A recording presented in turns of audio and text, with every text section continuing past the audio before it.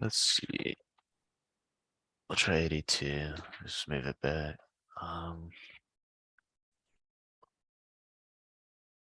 82? All right. 82. Yeah. All right, let's do it. Yeah. Whenever a problem is stated in this format, that means that 4 of the 5 will be true. So you actually should be more on the lookout for what's true on these. To figure out if -2 is a 0 of x, you can either substitute -2 in for x or graph it and see if it crosses at -2. How do you think you would figure that out? Probably just algebraically, just so plug it in, right? Yeah. Okay, yeah. So -2 cubed is 2 times -2 squared plus 4 times -2 plus 8. So that's -8. The second term becomes +8, -8 plus 8. Okay, so this one is true. That's out. To determine if it only has one real zero, you would graph this because if it only crosses one time, that's the fastest way to figure out how many zeros it has. Okay. Like there's other ways, but if you have a calculator and you can graph it, that would be preferred here. Now, when I graph it, this is also true. When you look at the graph of it, it kind of bends up and does that. All right.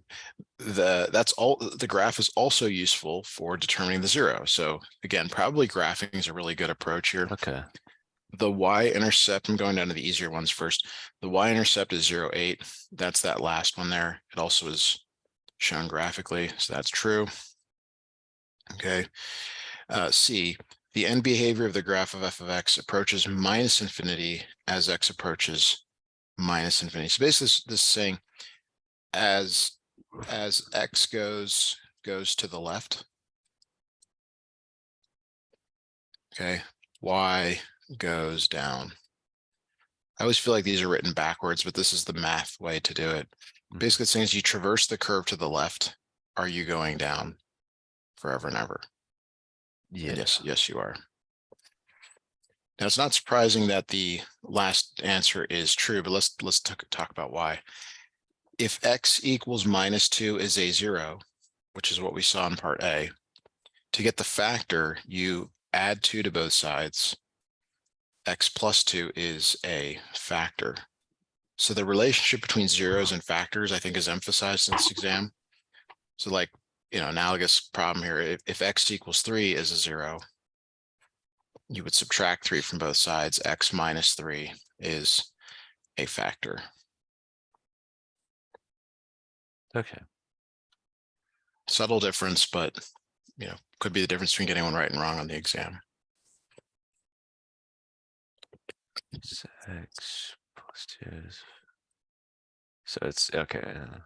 So it's not a factor because yeah, that would be x plus 2. Yes. All right.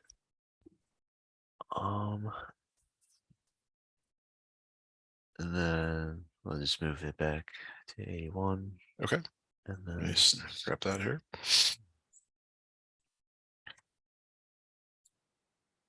All right. So there's always a couple of options to do these problems. This one, for example, if you were to graph this and find the largest zero, you could then compare it numerically to one of these answers. It's kind of the slow way to do it, but it does work. It's guaranteed to work. The other way is you have to actually solve. You have to set each factor equal to 0. And x equals -3 is the 0 from this factor. So we're looking for the largest one. So probably not that one. This one on the right, if you can't tell from the solutions, you have to use quadratic formula to solve for it. Does your calculator happen to have a quadratic formula solver on it? Yeah. It does.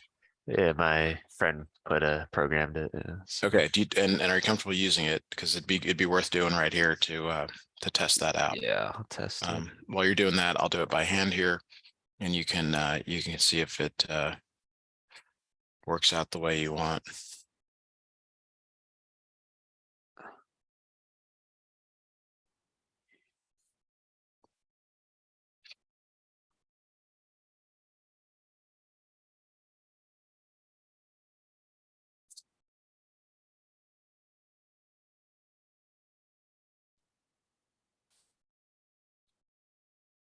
Okay.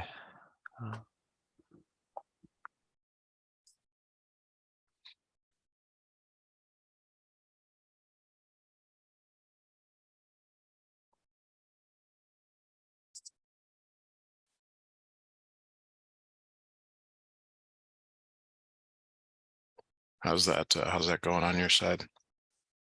I got the answer, I think. Okay. Hopefully you get something like 2 plus square root 2. It's given to me in decimals. Ooh. Well, the good news is if you can you can compare them to each of these. Like you can sit there and add them, 4 plus 2 square root of 2, see what that becomes, and so on. Okay. Are you allowed a reference sheet on this exam? Like having the quadratic. Yeah. Don't think so. I'm gonna have to Okay. remember it probably. All right. Let me throw that in here and box it in case you want to look at that later. All right. Let's move on to 80. 80 is more straightforward. I think this is more of consistent with what you might see on your test. I don't actually remember you having to do quadratic formula, but it's a bank of questions. So, there's no guarantees that what I'm saying is true. All right, determine all the real zeros of this thing. The largest real zero is you set each factor equal to 0.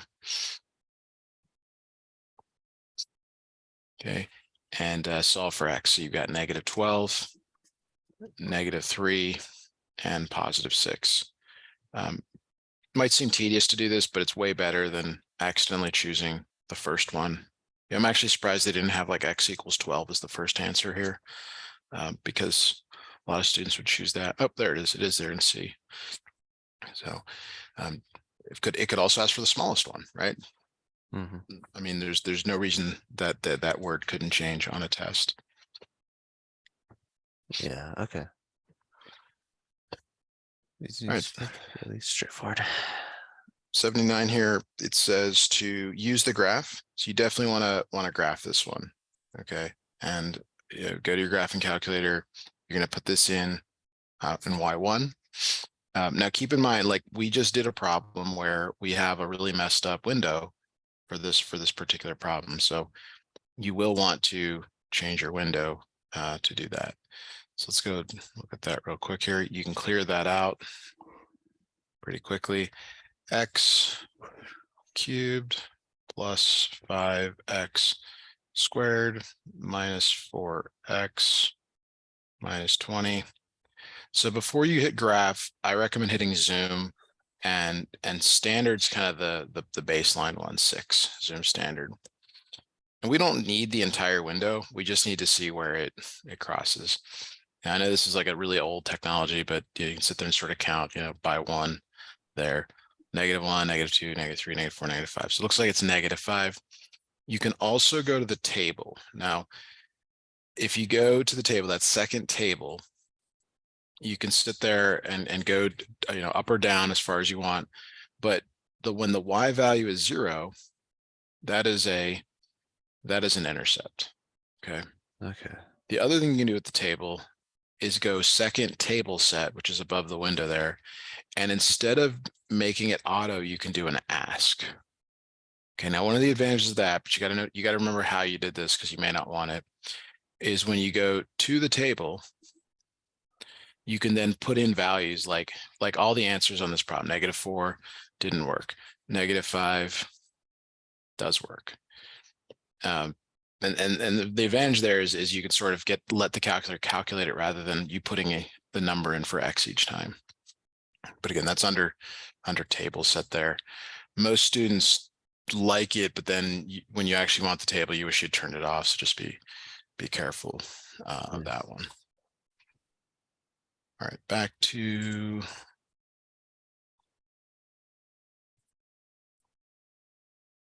all right, the 78.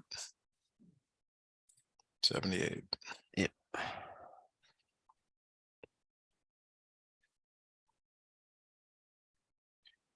All right, determine the equation for the polynomial function in factored form that has the following characteristics. So zeros at x equals -3, 0, 2, and 4. You convert each of those to factors. So the first one is x plus 3. Second one is x minus 2, and x minus 4. Is that clear how that works? Yeah. And that's why letter A is there, because it perfectly matches that. If you don't use the point, you realize like, oh, that's like, it doesn't work. So to figure out this next one, you're really looking at, let me see, what am I missing here? So this is out because it's these are the wrong factors. So you want to put 8 in, I'm sorry, 1 in for x. Evaluate at x equals 1. So that would be 1 plus 3 times 1, 1 minus 2, 1 minus 4. And you're setting that equal to 8. So this is from the point 1 comma 8. And then there's really this a in front. Okay, so that a, it's either 1, 1/8, or 2/3. We're going to find that out if we evaluate it and divide both sides by it. So 1 plus 3 is 4, times 1 is 4, times -1 is -4, times -3 is 24. So this is 8 equals a times 24. Divide both sides by 24, a equals 1/3.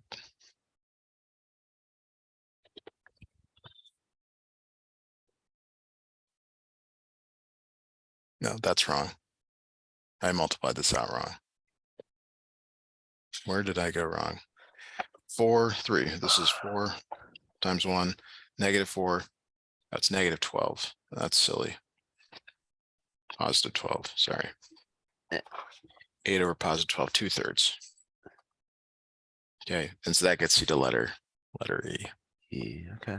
You could try, I mean, each one, you could graph each one. That's pretty slow, but it would work.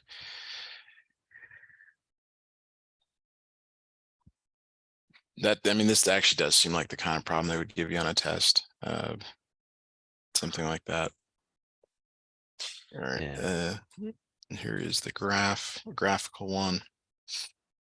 So it's really the same question. You're just not given the information. You have to infer it from the graph. You have to say, okay, there's the zeros. Where are the zeros? The zeros are at -3, -1, 2, and 3. Okay. And you got to say, okay, well, that converts to the factors x plus 3, x plus 1, x minus 2, x minus 3.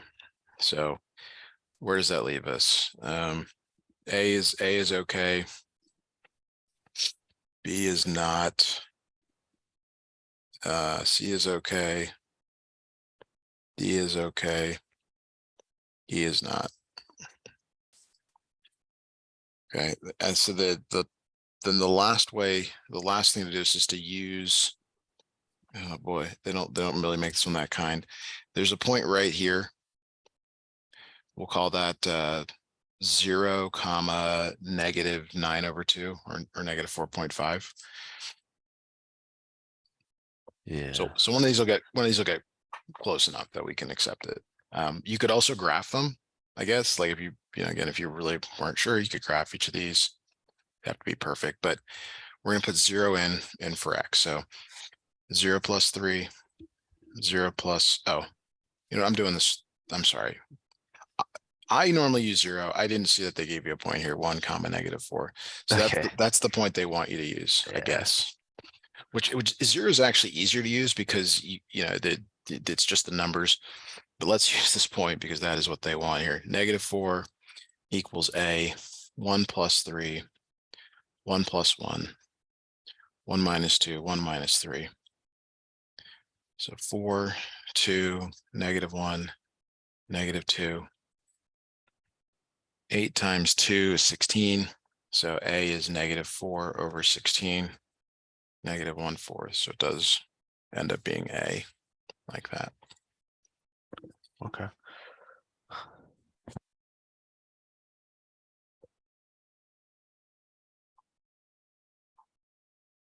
All right, should we go to 76 now? Sure, yeah. Okay. Degree 4 with a negative leading coefficient. So before we do this one, really should probably review all the four graphs that you could see here, so that way you can answer this question. So there's two graphs for even degree. So even, let's look at even degrees. The first one is it starts high and ends high. Okay, so this would be like an x squared or an x to the fourth or an x to the sixth. Okay, but the other thing here is that the leading coefficient, which is referred to as a would be positive in this scenario. Okay, but it's also possible that it starts low and ends low. In this case, a is less than 0. The leading coefficient is negative. So think of on the left here as x squared, and on the right minus x squared. Okay. Okay, so these are two of the four graphs that you'll need to know. Now that's enough to answer this, but what if it was degree 3? Then you would need to know that as well. So the other two graphs are for odd.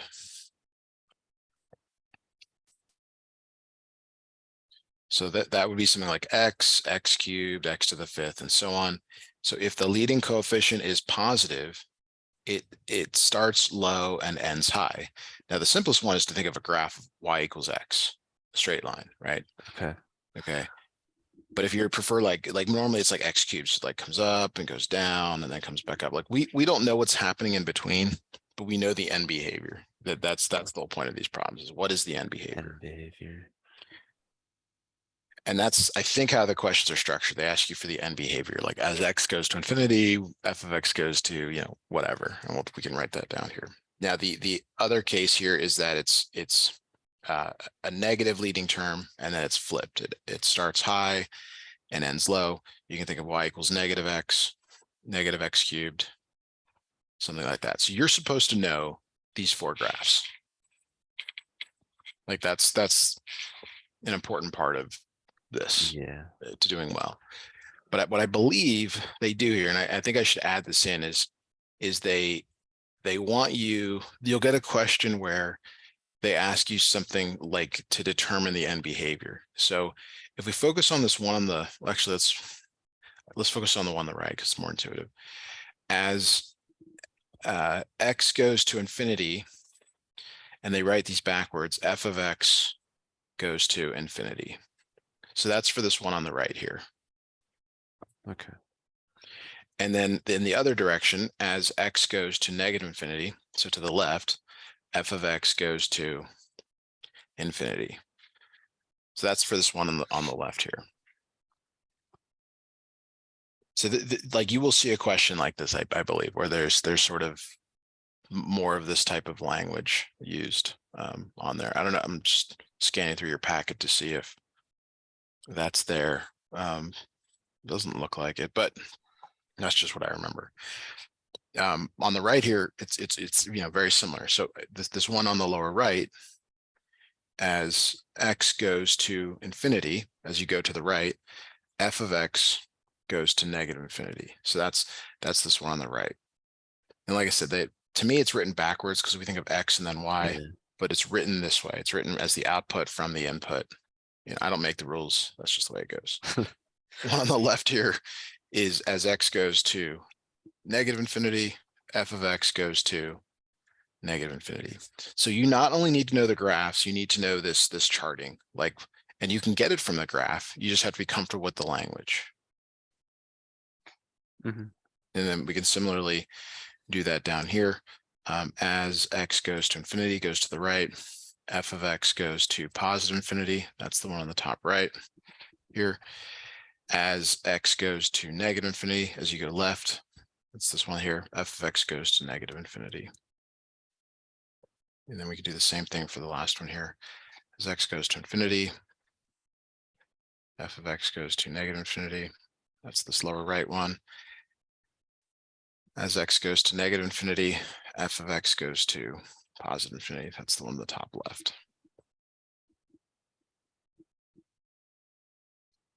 All right. All right. So now back to this question, which one could it be? really they could ask you any variation on this question. But now that you know the four graphs that, or you've got kind of an idea here of the graphs. Let me snip this in.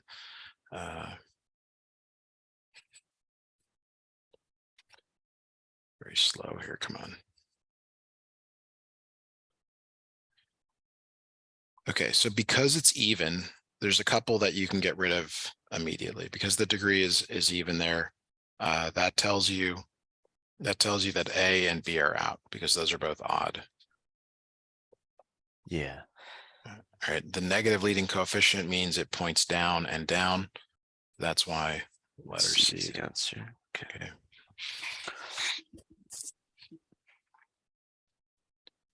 All right, let's look at another problem here.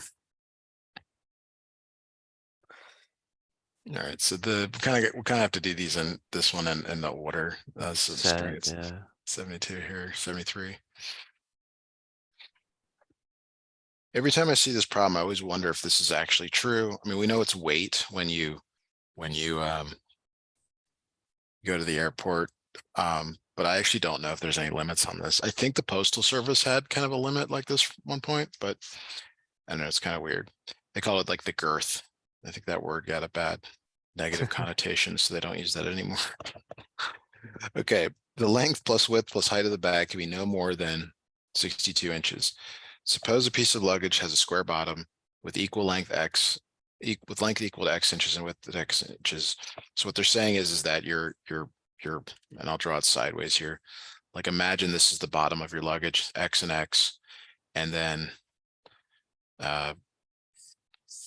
this other dimension is unknown, but we know that there's a maximum height of 62 minus 2x basically, because these three dimensions have to be x plus this unknown one, which was y, has to be less than or equal to 62. So you solve for y and get y equals 62 minus 2x. Okay. So that's how they came up with this dimension here. Now the function for the volume is length times width times height. So you might think that it's, if you don't convert your variables, it's x times y, but it's really x times 62 minus 2x.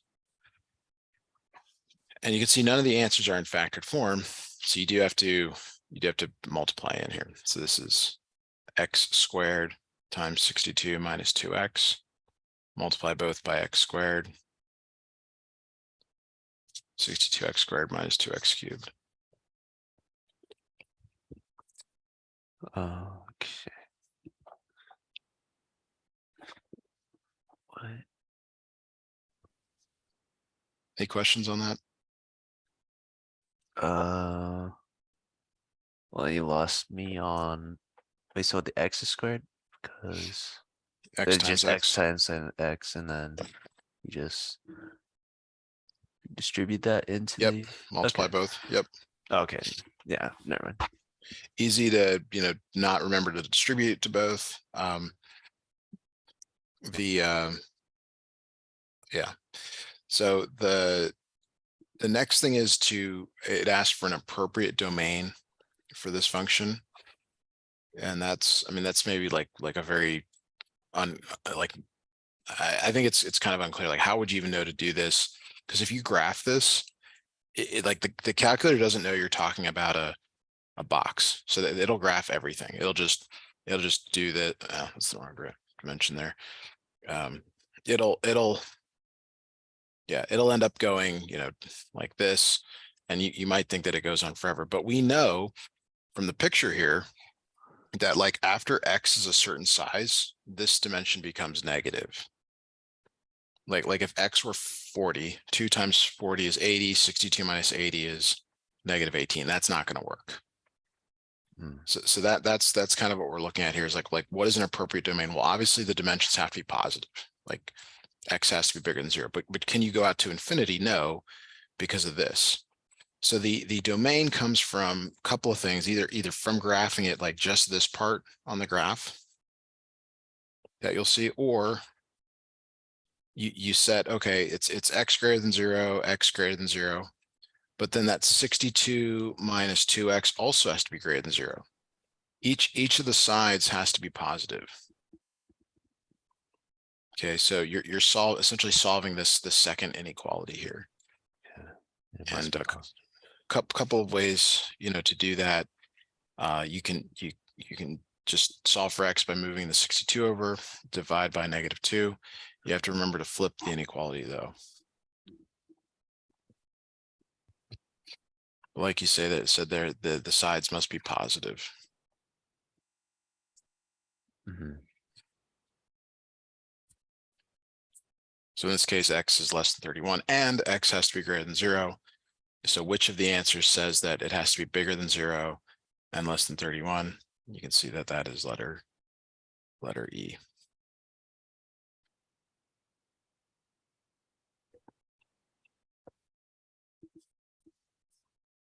Okay.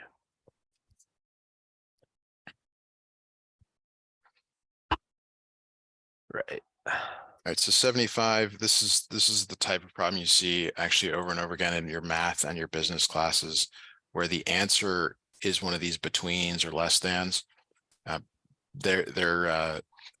So you have to be really confident in your answer. So the graph of this will have a place where there's a max.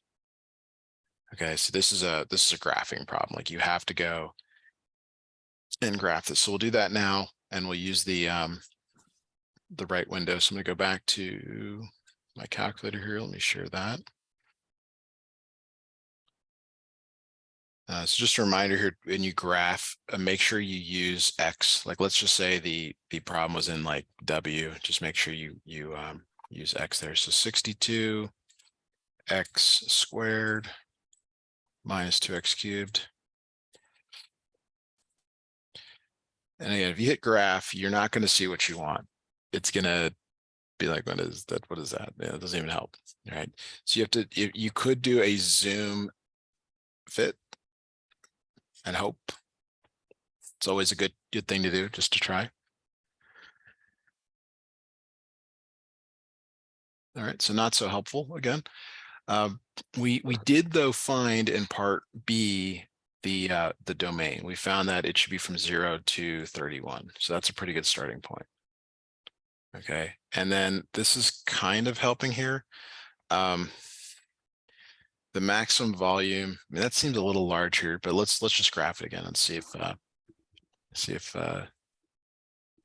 yeah, so see how that kind of helped. We can see it's kind of up there. So we need to go up a little taller on the y here.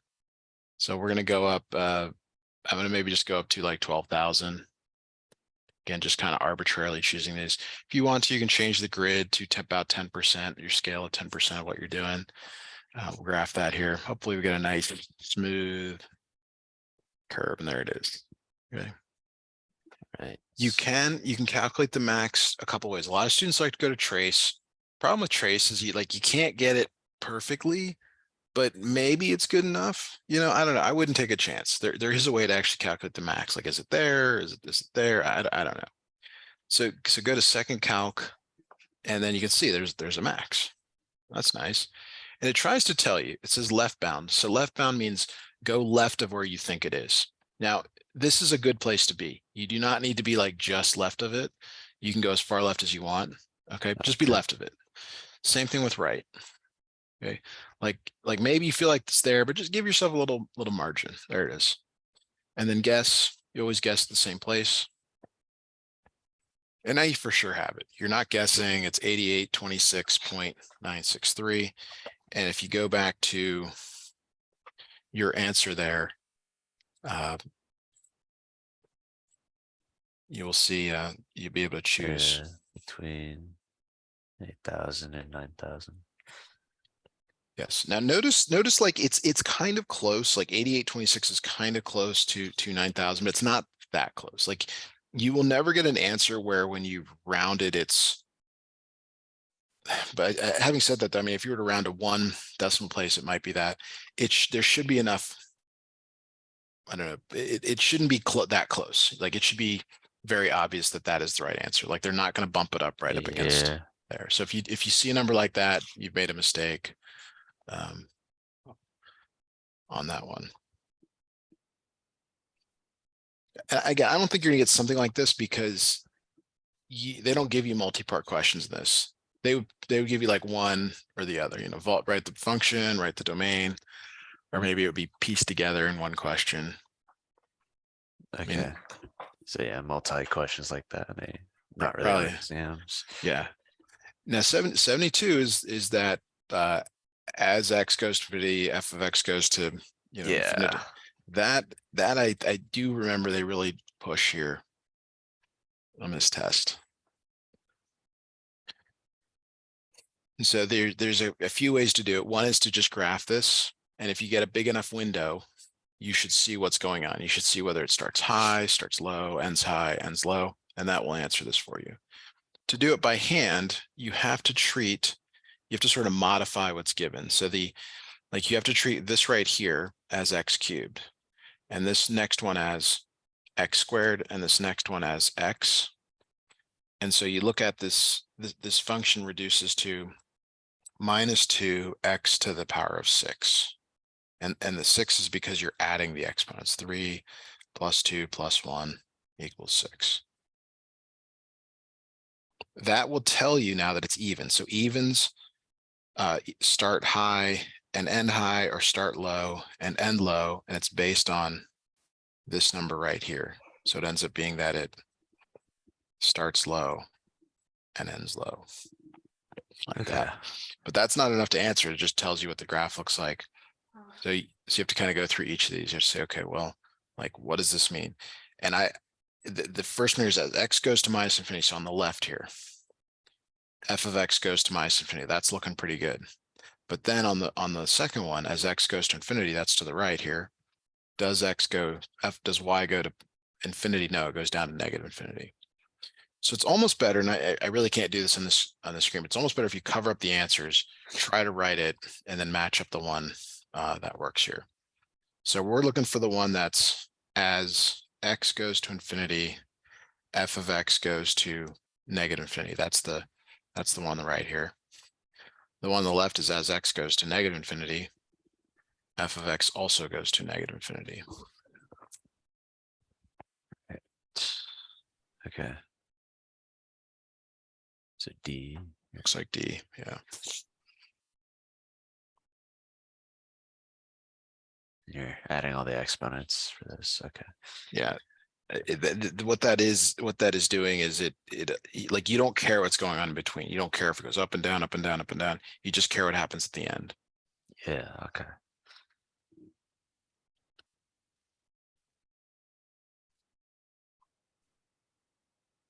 So for example, 71 would not be on your test, but it leads to how to do 72. And if you notice that, where like one problem leads to the next, because see how you need to know the degree of the polynomial here, which is what we just did in the previous problem, or the 72. That leads to, so this won't be on there, but knowing how to do this will help you on the test. You know, it's x cubed, it's x squared, it's x, just like we did. You add the exponent. Right. Okay. That gets the degree. All right. We're gonna start with 68 and then go through the rest of the questions on that page here. Okay. All right. What is the smallest degree that s of x could have? So we know that it's odd. We know that it's odd. And the reason is because it starts and stops in different directions. But we don't know whether it's 1, 3, 5, 7, 9, or so on. Okay. There is this thing though called turning points. So there's a turning point in red, and red, and red, and in red here. There are 4 turning points. So the degree is generally the number of turning points plus 1. Oh. So this is worth remembering here. And it's always good to, you can always go back to like a simpler problem, like think of x squared, y equals x squared. How many turning points does it have? Just 1. So the degree of this one is 1 plus 1, which is 2. Right, okay. If you're ever like, what, can't remember, you go back to a simpler. Okay. The next problem, 69, asks for the leading coefficient. Okay, so the way to answer that is based on, since it's odd, we know that this is when A is greater than 0, and we know that this is A when it's less than 0. Yeah, So it's like, which one matches yours? Well, it looks like it's this one on the left positive. here. Yes. And the whole graph is positive, right? So, yeah. The last one here asks for the constant term, sign of the constant term. Let me snip that in. I'm going to grab the graph one more time for that.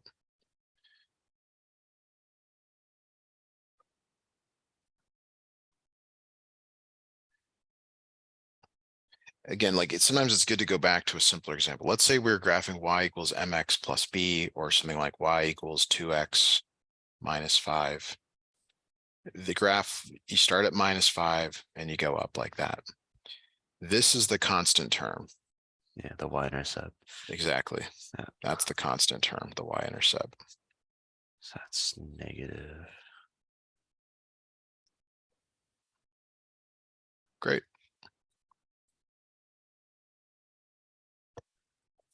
All right.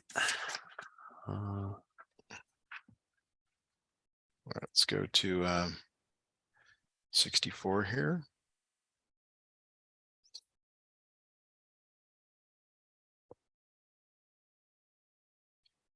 Company has determined that the demand for a dining room table is given by P equals 1200 minus 1/2 X. P is the price per table and X is the number of tables sold. The fixed cost of producing a line of dining room tables is $100,000 and each table costs $200 to make. Use this information to answer the next 3 questions. Determine a simplified formula for revenue function. So revenue is always price times quantity. We love revenue. You have a price for something, you sell a bunch of them, you get that every time. All right. Okay. So they give you, though, they don't give you a price number, they give you a function price. Okay. So that's where this is, it's not as simple as that. The price, though, is 1200 minus 1/2 X, and X is the quantity sold here. So you have to distribute that X to both. 1200 X minus 1/2 X squared.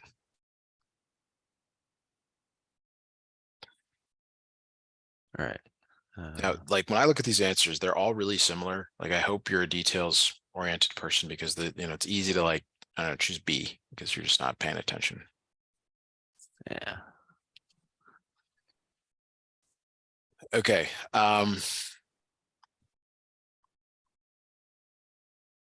C. So, sorry, 65. Brain is malfunctioning. All right. So you would not be given, you would be given either like 64 or 65. Like they would never ask you a continuation, the way I remember this exam. But you need the correct answer from 64 to do 65. They want the maximum revenue. They want you to graph this function and figure out where is the max. Okay. But there's 2 things they could be asking you. They could be asking you for the quantity or the actual max revenue. Okay. This time they're asking for the quantity. Okay. Okay. Now you could use a formula here, or you could graph it. Either one is good. The formula here is minus B over 2A for the vertex of a quadratic. You have to remember which is B and which is A, though. We've been doing a lot of graphing. So if you're comfortable with graphing, I would do that here again. So let's quickly do that. Excuse me. Go to y equals clear 1200 X minus 1/2 x squared. Oh, by the way, custom furniture is actually kind of coming back as a big business for people. As an aside here. Okay, zoom. If you click on graph, it's not going to work. So let's do a zoom fit and just hope. You just hope that like maybe it'll give me what I want. And not really. Okay, so we don't see that like curving down, which means we need to change our window quite a bit. We need to go out a lot further. Now, if you look at the answers, it goes from less than 950 to more than 1250. So to me, that tells us we should go out at least as far as the last answer there. And we'll again make our scale like 10% of the previous number. Y is going to go way up, so it's at 36,000. So let's go to like 75,000 just to kind of go up double. Double is a good one there, and then scale it by 10% like that. So notice it goes up, and we don't see it come down. So that's not good. Yeah, So we need to go way up further. So this is the problem with doing it on the calculator. Last one's like, oh, I'll just graph it. Yeah, you know, that might work. We'll go up to another 0 there, and hopefully come down. Okay, so it's starting to come down. This is enough to do the max, but if you really wanted to get that like nice shape, your X max needs to go out to 3,000, we'll say, and this to 300. They used to ask questions where you need to figure out the window, but they don't seem to do that anymore. So there you go. That's what we wanted to see. Second calc max. You could trace, but you know, why not use the technology? You know, you don't get in your car and push it, you drive it. Yeah. All right, here we go. Enter. So there you go. 1,200. Maximum occurs at 1,200. Okay. Now maybe you look at that and you're like, could I have figured that out by looking at the numbers? Maybe, you know, but it's an exam, you know, just double check that is it. Okay, let's go back to the other screen.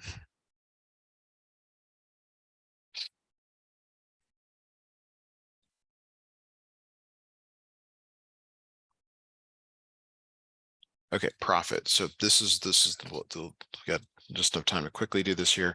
Profit is really important. Profit is revenue minus cost. So we know our revenue function. That's what we just were. 1,200x minus 1/2 x squared. Cost, though, there's typically a fixed and a variable cost. So if you go back and look at the problem here, sorry, going to scroll up. There's a fixed cost of $100,000, and each table costs $200 to make. So you look at the cost as, okay, it's $100,000 fixed. That's a one-time thing, but that's 200 for every one that you make. This is what goes in that cost function part. Okay, so you would graph this, and you would again see some sort of thing there. It's going to shift it left, but I don't know how much. So you'll just have to take a look at that on your own. Right. All right, so we do have to stop here for today.